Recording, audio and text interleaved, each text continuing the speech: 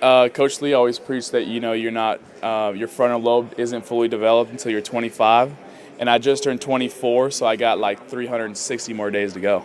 Can Diego Pavia just shut up already? Seriously, this guy has to be the dumbest player to ever play the quarterback position, and he went to Vanderbilt. Hollywood Henderson made fun of Terry Bradshaw for not knowing how to spell, but that's just child's play compared to what Pavia is doing. He went from off everyone's draft board to off everyone's draft board with this comment. Just an absolutely genius decision by this man right here to excuse his immaturity and character concerns on the fact that he's not 25 years old yet. So his frontal lobe isn't fully developed. As if that's just something that just switches on and off immediately the moment you reach a random number. However, while Pavia might be a moron and might always be a moron, there is some truth to the fact that once you hit 25, your frontal lobe is fully developed, and you are generally better at making decisions than you were when you were younger. There's some stuff that I did when I was 23 years old that I would never even think of doing now. There's some stuff I did when I was in my early 20s that I look back on and say, wow, that was not a smart decision at all. That could have gone really wrong. When your frontal lobe is more developed, you can make better plans and plan ahead, looking into the future to see how your plan might have consequences down the road, and what to do about said consequences. You can evaluate risk better and evaluate the pros and cons of things more clearly. Basically, what I'm getting at here is that 23-year-olds, as Diego Pavia alluded to for some inexplicable reason during the biggest job interview of his life, can do some really dumb crap and have no idea what they're doing or why they're doing it. And folks, when it comes to that, we've got a story for you involving this team right here. Because I've covered a lot of dumb people and dumb fans on this channel before, but this one might take the cake for the absolute dumbest and stupidest one of the bunch. In 1984, the Seattle Seahawks were expected to be one of the best teams in football. This team right here actually entered the season with the 6th best odds of anyone to win the Super Bowl. They were coming off of a 1983 season where they shocked everyone and made it to not only the playoffs for the first time in franchise history, but all the way to the AFC Championship. They found an absolute gem at quarterback seemingly out of nowhere in Dave Craig. They had some great players around him like Steve Largent and Kurt Warner, even though Warner got injured 1 week into the season, and they had a defense full of gems like Dave Brown, Joe Nash, and future Hall of Famer Kenny Easley.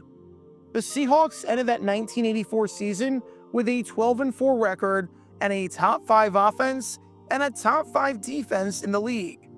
The Seahawks were truly one of the best teams in football, and Seahawk fever was running high in the Pacific Northwest. In fact, it was running so high that one fan really wanted to go to some games and cheer on his favorite team. And he devised a plan so brilliant to be able to do so that it deserves a deep dive more than 40 years later. And by brilliant, I mean quite possibly the dumbest plan in history.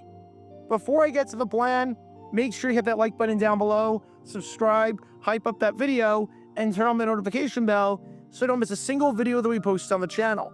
Because we post every single day on here about the weird and the wacky history of the NFL with stories like this one that you may not have heard of before.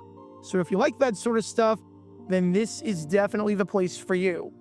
Thanks in advance for liking and subscribing, and for hyping up the video, and for helping us grow this community. And with that in mind, let's talk about the 23-year-old fan with an IQ of 23. And to understand why the fan did this, we first need to understand the big problem, which is the fact that getting tickets to the Seahawks back in 1984 was very, very hard, which makes sense because the Seahawks were a good team and Seattle is a really good sports market. of the 8 home games that the Seahawks had in 1984, all 8 of them were sellouts. And by 1985, the Seahawks had sold a whopping 61,000 season tickets with a wait list of 8,000 people, and few fans canceling on a year-to-year basis. The Seahawks were capitalizing on their newfound success under head coach Chuck Knox, and the momentum that they were generating on the field by being great for the first time in franchise history was translating into off-the-field success. Which raises the ultimate question. If you want to get season tickets to the Seahawks to watch your team play, how do you do it? Well, the natural plan would be to put yourself on the wait list, wait for the tickets to become open, buy some individual game tickets in the meantime, and then, when it finally gets to your name on the wait list, you get the season tickets. But that's not what this 23-year-old fan decided to do in order to watch his favorite team right here play. Because this plan to acquire season tickets was foolproof. It involved no waiting whatsoever. And before going any further, I should note that the man's name was never revealed, and nothing about the man's identity is known other than the fact that he was 23 years old and lived in Kirkland, which is less than 15 miles away from Seattle. And there are going to be multiple points during this plan where you're going to scratch your head and wonder what the heck I'm talking about, because it might not make any sense. Believe me, that's a normal reaction to have. And with that, here we go. Step 1 of this grand plan: steal $2,300 worth of equipment from the team. I'm not sure if he was the one who stole the equipment or if it was one of his friends. But in March, $2,300 worth of equipment that the Seahawks had put in a rental storage locker was stolen. Remember that back in 1984, the Seahawks shared the kingdom with the Mariners, so they probably had to move some stuff into storage as the Mariners were moving in and playing their season. Regardless, the Seahawks were missing some footballs, some sweatshirts, and some helmets. How this person knew where the Seahawks kept all their equipment and knew the combinations of the locker, I'm not entirely sure. But that was step 1 of the plan: steal stuff from your favorite team. We're already off to a good start. Step 2, wait 7 months until October to do anything about it. Now look, I've never stolen anything from anyone, and I'm not saying you call up the Seahawks immediately after the equipment got stolen, because if you do that, red flags are going to be raised. Because how would you know that the equipment got stolen when the Seahawks might not even know the equipment got stolen? But there are levels to this, and I'm fairly confident that waiting 7 whole months to contact the Seahawks about the stolen equipment is way too long. 2 or 3 weeks? That's probably the sweet spot. But 7 months? When the equipment was stolen, baseball was still in spring training. When the 23-year-old man made the call, baseball season was over. And I'm going to take a wild guess and say that the equipment that was gone for 7 months, seeing as this is an NFL team that we're talking about that is millions upon millions of dollars, was replaced by this point. I'm confident that the Seahawks weren't holding out waiting for the footballs, sweatshirts, and helmets to be found, and that they just replaced the equipment that got taken from them. So the timing was all off here. But now, it's 7 months after the equipment got stolen, and you finally decide to contact the Seahawks about it. What are you going to do? Well, in comes step 3. Call the Seahawks and tell them 7 months after the fact that you have a lead on what happened to the equipment. And at this point, do the Seahawks even care? I'm not saying that losing $2,300 isn't a big deal, as if someone just handed me $2,300 right now, I'd be over the moon with joy. And vice versa, if someone took $2,300 out of my bank account, I'd be losing my mind. However, in 1984, The San Diego Chargers were sold for $70 million. That's our baseline here. We're talking $2,300 of a franchise that's likely worth $70 million, and equipment that has been replaced at this point. For an idea of how small a percentage $2,300 is of $70 million, the average American in 2026 that made a paycheck and reported it correctly made $1,194 a week. This is like someone calling you up 7 months after your paycheck came in and saying, well, you're not in any dire financial situation at all. Hey, remember the $3.50 that got stolen from your bank account 7 months ago? I know what happened to it. I'm not sure how many people are going to care about Tree Fitty outside of the Loch Ness Monster. And I'm assuming most people, if their bank account lost $3, wouldn't even notice. But, okay, you've got the Seahawks on the line, and you've let them know after all this time that you have a lead on the equipment. So you'd figure that step 4 would be returning the equipment to the Seahawks 7 months after the fact. But nope, because the plan now was to extort the Seahawks and demand, in exchange for the equipment that was absolutely replaced by this point, and the Seahawks hadn't even thought it twice about since, that you get season tickets on the 40-yard line for life. Seriously. I'll let you know where the equipment is if you give me 40-yard line seats forever. This is like if you lost your old iPhone that you bought in 2012 and had replaced a while ago, and someone says that you can get your iPhone back if you give them your car. Seems like a fair trade, a very fair trade. I love how the fan asked for 40-yard line seats for life, as if the fan wanted to get good seats, but not too good, because he didn't want to be greedy.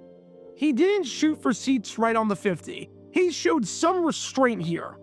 So just to recap, I steal your equipment, you replace the equipment and forget all about it, I call you up months after the fact when it's a moot point, and I'll potentially give you everything back if you give me one of your most prized commodities. I'm sure I don't need to tell you this, but this is a literal crime. This is extortion. You cannot do this. This grand plan is illegal. And also, for many reasons, really freaking stupid. Including this one. Because here's the crazy part, as if it wasn't crazy enough already. The fan would be okay with not getting the season tickets on the 40-yard line for life if the Seahawks gave him $500. So the very fair offer by the 23-year-old fan was 40-yard line seats or $500, which, I'm sorry, what? How does this even make sense? First off, you stole $2,300 worth of equipment, and you're going to give back the equipment if you get $500? The math isn't mathing here. Nothing about the economics of this move makes any sense. But secondly, a season ticket on the 40-yard line back in 1984 cost $120. Obviously, this is an insanely cheap price by today's standards, even with inflation, as it's $12 per game if we count the preseason games. But let's do some math here. You're 23 years old. Let's assume you're like the average American that dies at 78, and you keep your season tickets for life, so for an additional 55 years. A 40-yard line seat for life, if we assume no inflation whatsoever, and assume that the price is going to stay the same for life, is $120 times 55 years. So that comes out to $6,600. And you're fine bypassing that if you get a one-time payment of $500? You're fine taking the $500 in cold hard cash now instead of taking $6,600? Which again, it'll be way more than that because the price will increase as time goes on? Nothing about this freaking plan makes any sense. give me lifetime season tickets. But I'm okay with not getting season tickets if you give me $500, which means I lose the value of the deal not even 5 full years into it. Also, I want these tickets and this extra cash for an extortion attempt and for stealing your equipment. This is like giving someone 2 options of payment, with one option being lifetime Apple stock and the other option being $5.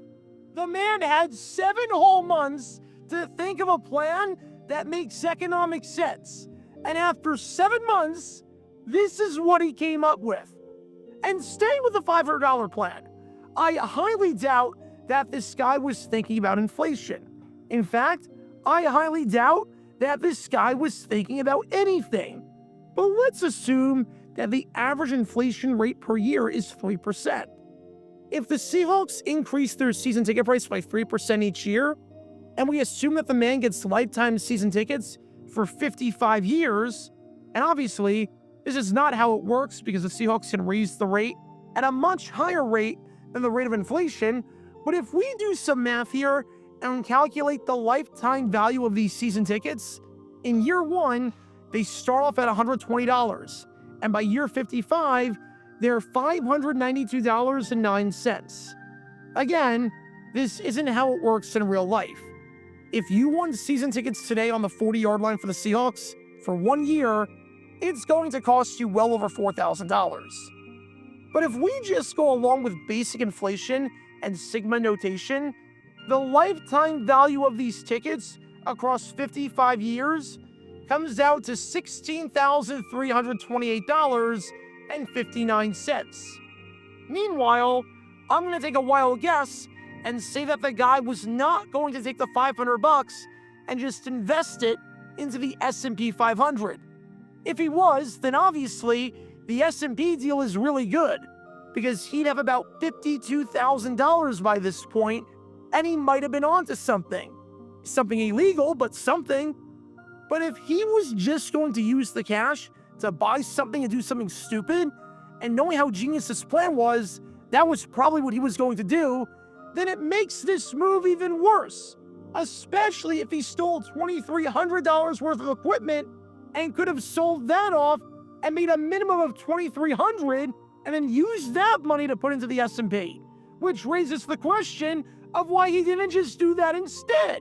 Because now, instead of having $52,000 by 2026, he'd have over $240,000, or roughly 5 times more, because $2,300 is worth more than $500.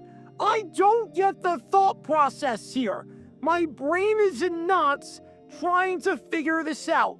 Nothing about this plan makes any sense.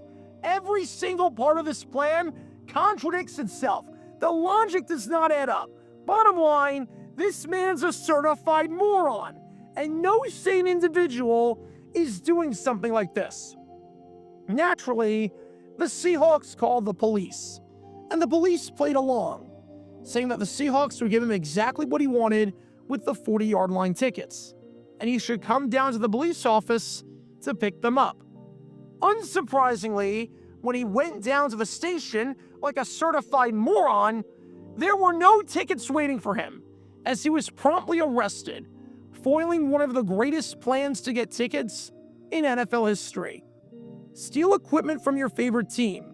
Wait 7 months when the equipment means literally nothing at this point and has been replaced.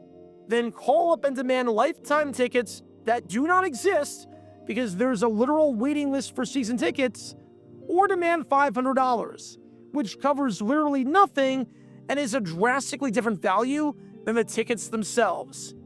Instead of just putting his name on the waiting list, this is how the man thought he should go about getting season tickets. I have no notes. This is brilliant.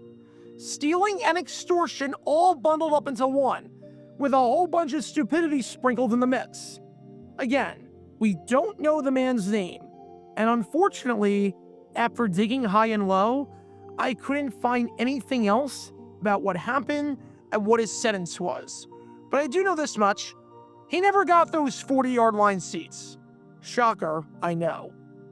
So what did we learn from all of this? If you want to buy season tickets to your favorite team, and you have two options, with one option being to put yourself on the waiting list and call up your representative, and the other option being to engage in an extortion attempt that makes no sense whatsoever, then take the first option. Don't propose two options in a deal with wildly different financial values that contradict themselves.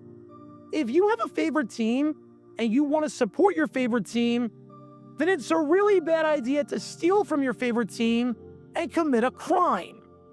And if you're thinking of committing a crime for whatever reason and need to plan it out, not that I'm advocating for this whatsoever, but if you're going to do some criminal activity, think of how this 23-year-old Kirkland man planned out his crime to watch the 1984 Seahawks.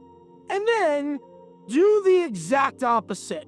Seriously, this might be the dumbest man alive. And if I went into every plot hole and flaw with this plan, the video would be 10 hours long. So this will have to suffice. Because when all these elements are in play, you can't exactly be surprised when this plan backfires. Talk about a dumb decision. Check out our live streaming schedule for the next few days. We're live every single day on this channel, whether we're covering a sporting event or playing GeoGuessr or just taking your requests. So make sure you like and subscribe and turn on the notification bell so you don't miss a single time that we go live and so that you can join this community. Also, thanks to all our members and our Patreon supporters who get exclusive perks like their name at the end of each video, members-only Q&A streams, and cool emojis to use on videos and during streams.